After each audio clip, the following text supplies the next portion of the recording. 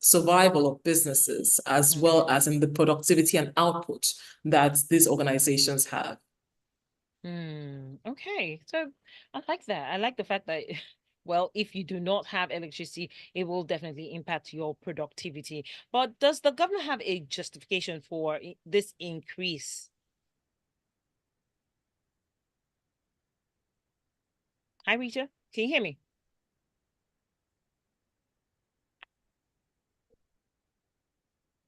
Hello, Rita. Are you there?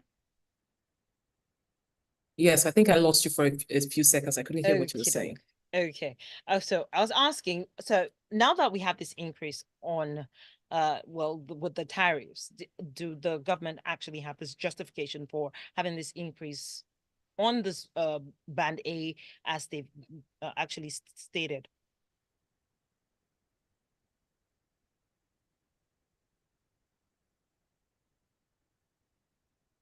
Are you there? Can you hear me? Would you mind taking the question again? Your network isn't very clear. Oh, okay. Okay. So now can you hear me? It's a lot better now. Okay. So what I want to know is there any justification from the government side for this increase? Well, there are two sides to the coin here, right? Okay. So out of the blue, last week, well, there'd been feelers for quite a while that the numbers would go from the current rate of some people were paying as low as 65 naira, and then it went to 72 naira, depending on the band that you are, band A, B, C, and so on. But now to 225 naira per kilowatt. That's almost a 4x jump, 4 times the current price people are paying. So the impact, the shock waves as a result of that is quite significant in the sense that the anticipation of the cost it would have on being able to provide or manufacture goods is heavy. And not just from a business perspective, even for households, having to manage their budgets in such a way that they're sort of economizing the electricity that they're getting at this point in time. So businesses that are forward thinking are actually re-engineering or reconstituting their budget to be able to accommodate this. So it is impactful. I do, however, think that for government to take this step, there must, there most likely would have been reasons. What I'm more concerned about is seeing a scenario where the revenue that is generated as a result of this increase is put to good use. Because if our dams were working, if we're paying much more and we're getting constant electricity, that would be a good thing to think about and a good opportunity for us to move towards globalization, right? But I'm just hoping that I think I trust in this government's capacity to be able to do the right things for the people, and I'm looking to see how it would turn out long term for all of us. Okay, so just to be clear, we should expect that this, well, SMEs will be passing on the extra cost from obviously their overheads to the customers. Well, that is the natural course of action, right? So while government will do what it needs to do to ensure it can continue to provide the services, and if one of the justifications for that is higher rates, then that is the reality. Especially as we are dealing with an economy that is dealing with forex issues and the attendant issues that result from all of that. This is also one of the effects of all of those forex volatility concerns. But be that as it may, the cost will be passed on to the customer as we expect. But the good side is that Nigeria for a while has been an economy that has diversified its electricity even at rural level, or even at residential level. So you have a lot more people using diesel or fuel generators. You have a lot more people using solar systems to power, right? So although there will be an increase in costs, and we expect to see that increase also translate in the price of goods and services, we think that by effectively just managing the energy consumption, it may not be as bad as we expect it to be. Okay. So, but piggybacking off of what you've just highlighted with regards to how they will, while this SMEs will definitely be passing off the bulk or, well, whatever their expenses to the customers, are we also going to be expecting a reduction in, or how without, trying to, what I'm actually trying to just point out is, are we also going to be expecting them to reduce the quality of their products? So a business that is focused on delivering quality products will rather raise their prices than reduce the quality, right? Okay. Especially if there is a demand for that product. Where it becomes the reverse, where the quality of product starts to go down, is if the business finds that as a result of the increasing price, the market, which is supposed to purchase the product, doesn't have the disposable income to do so. And in that regard, it starts to adjust its product quality to meet the pockets of the people who are going to buy. So it's that chicken and egg situation. I mean, I know that there are some businesses who just do not take all these things into consideration and they just think profit.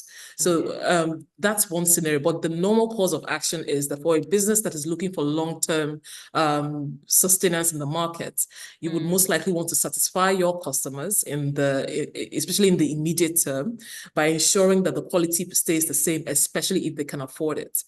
So it's going to be a play around affordability and availability as we move forward, especially for businesses who are not as large as the major corporates. Okay. So, but now that we're even talking about, this whole generation and distribution companies, at the moment, not everybody has a meter. So how much of a problem is this, seeing that we're trying to make sure that everyone is being metered, and then we can now say, okay, so and so axis has this band, and so axis has certain bands?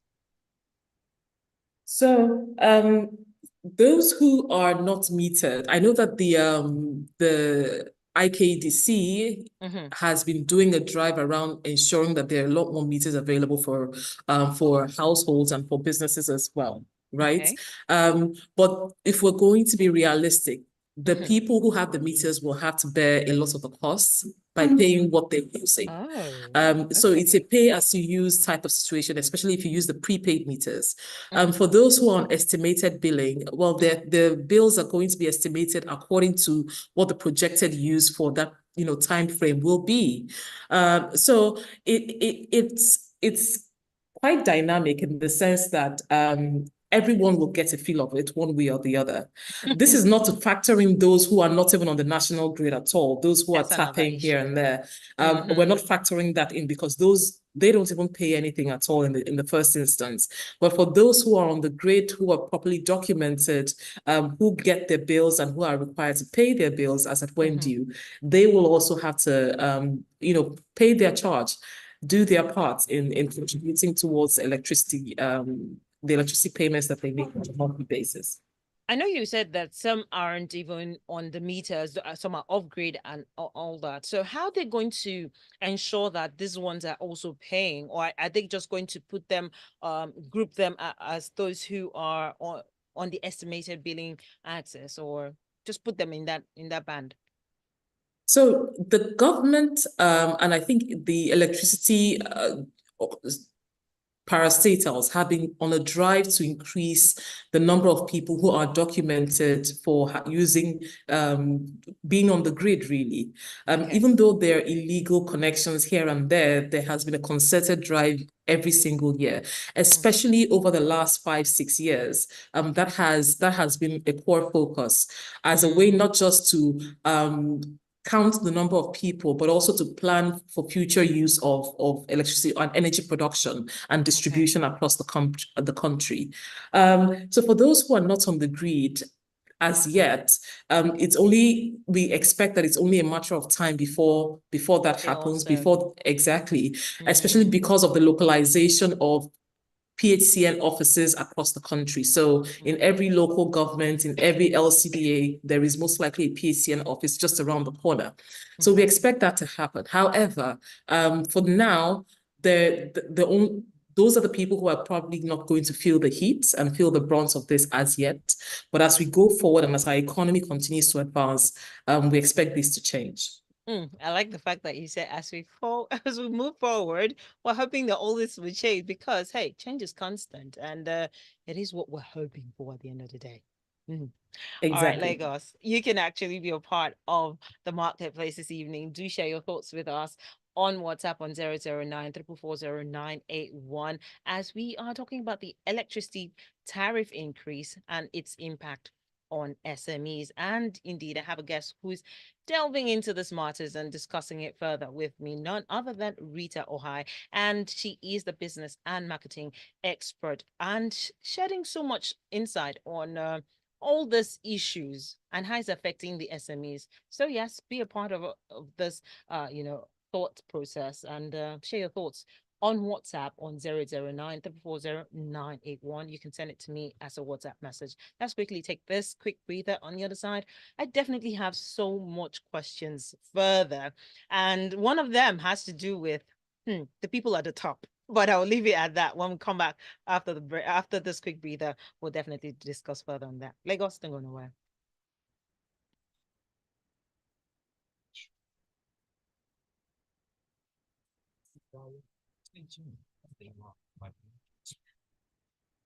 Hey, have just a quick breather and yeah, we'll get back into conversation.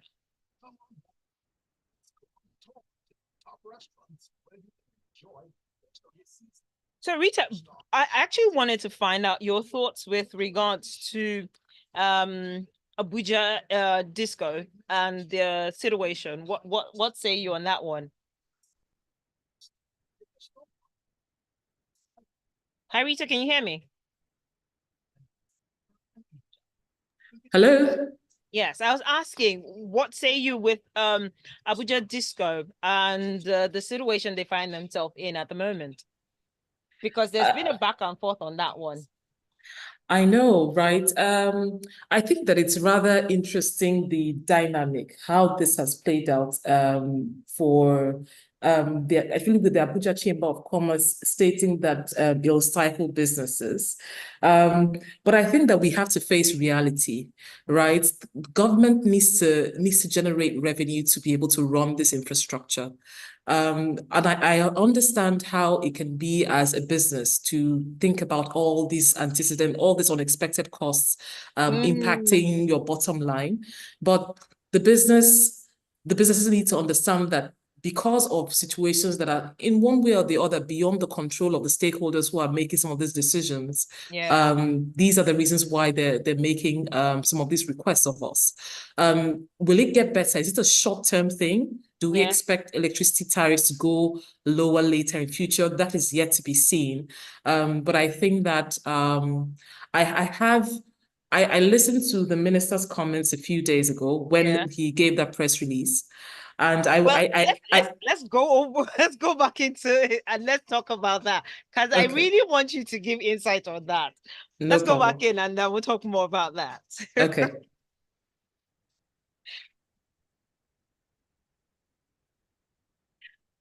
All right, 33 minutes gone past 5. And yes, you're tuning into the marketplace. And today on the marketplace, we are talking about the electricity tariff increase and its impact on SMEs. And I have my guest with me, Rita Ohaedoghasi, and she is a business and marketing expert, and she's been giving insight on this as well. If you want to be a part of the marketplace, you have, you want to share your thoughts as well, please feel free to do so on WhatsApp. You can send me a message on WhatsApp on 009 344 0981, and we'll definitely will take your contributions or your questions that you have with regards to the marketplace as we're talking about the whole electricity saga and its impact that it's had so far. So yes, I know that we're talking off air about certain things, and I want to actually bring that up now, and that has to do with the what the minister said. Well, he made some comments with regards to the press conference, and he said that he was lecturing Nigerians on how they need to make use of their appliances, most especially those who were customers on the band A.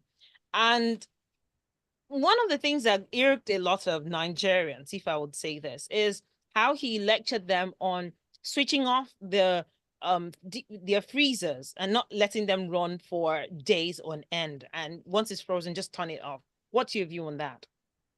So I'm not making a case on the minister's comments, and I don't think that I can speak to that. The minister has the right to say, to give his Speak position from on his own any matter. perspective. So I cannot address that.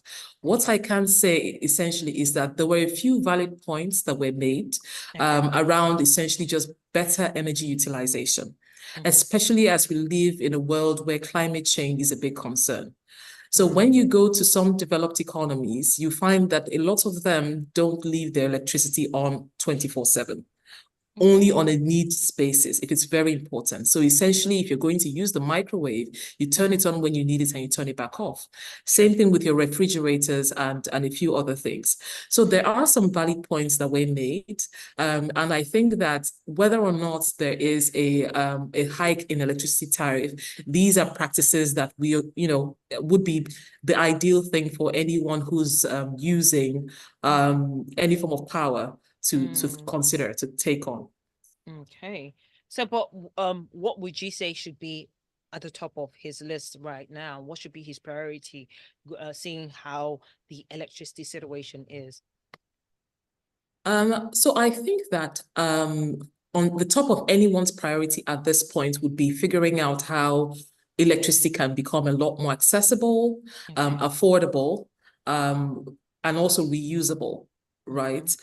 Those are three key criteria. So the sustainability of it, and the affordability, and the accessibility of it, Okay. such that all the people who are connected to or who have their form of livelihood, who are dependent on this resource, are able to derive value, but in a way that doesn't necessarily destroy their businesses as a whole.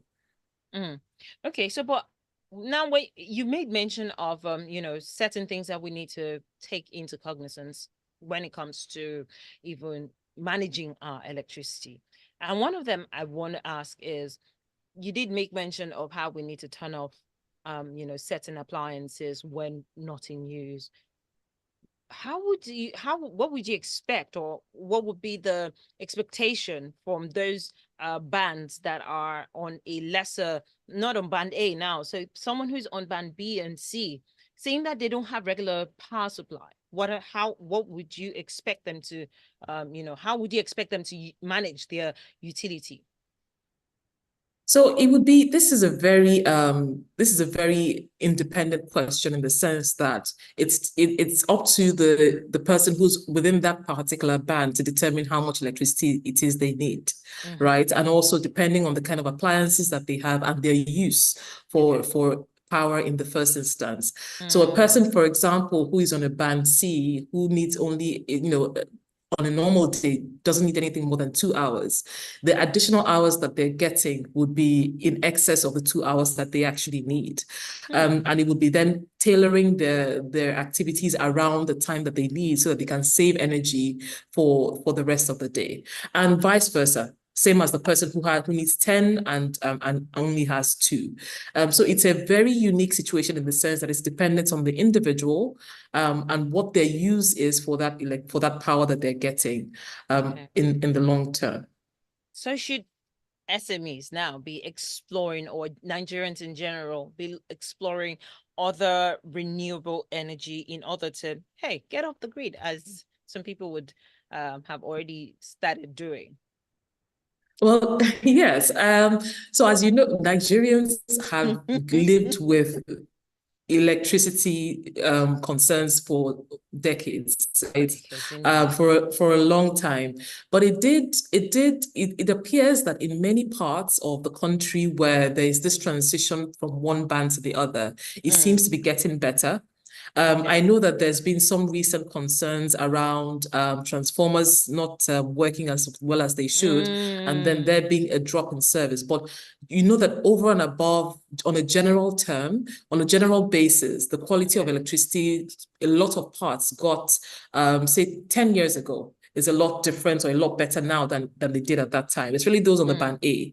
Um, so in that regard, I think that Nigerians are quite accustomed to improvising, okay. where if there is no power, you buy a generator. If you can Mm-hmm. afford solar panels, you go Mm-hmm. solar.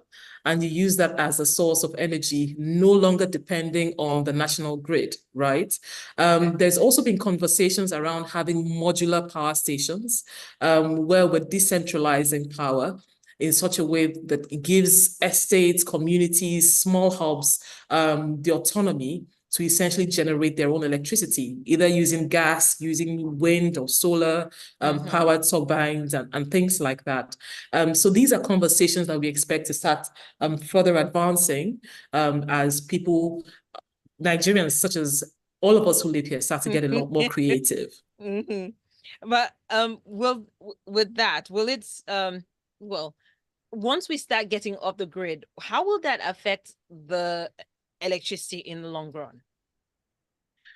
So in a way, it's a good thing that Okay. we start thinking about and actually executing modular, just as we've talked about modular refineries. Now you start having modular power stations, right? Because it takes the pressure off the national grid, and As it we always also see gives collapse from time to time. exactly.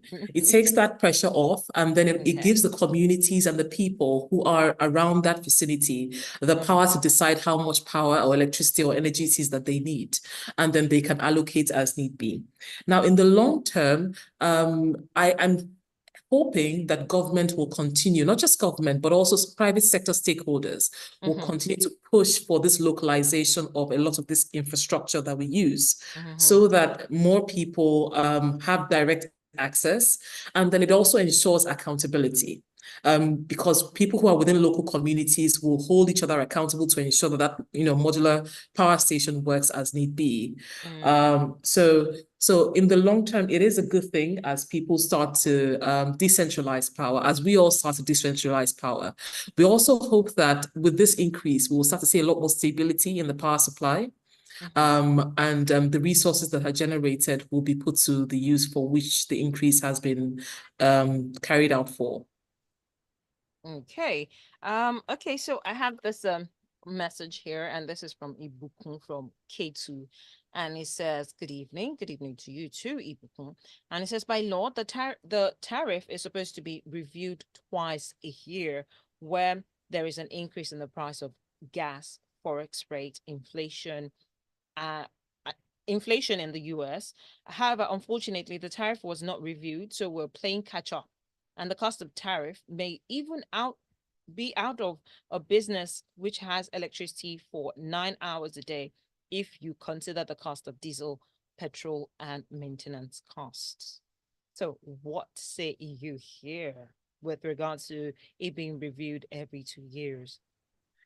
So we will need to check just to verify where the writer got their information from so that we're quoting the accurate numbers. I know that the last official review actually took place in 2020, just before or after COVID. And yes, it happened at that time due to the call for better services, especially by those in the band A, band B categories. And we did see an improvement since that period.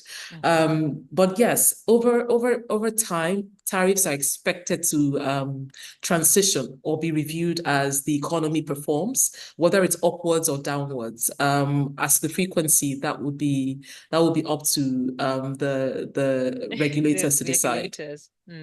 Okay. Well, I hope Ibukun, you've gotten your answer with regards to that. And I'm hoping that, hey, with regards to the review, I also want to get a link so I can read up further on that.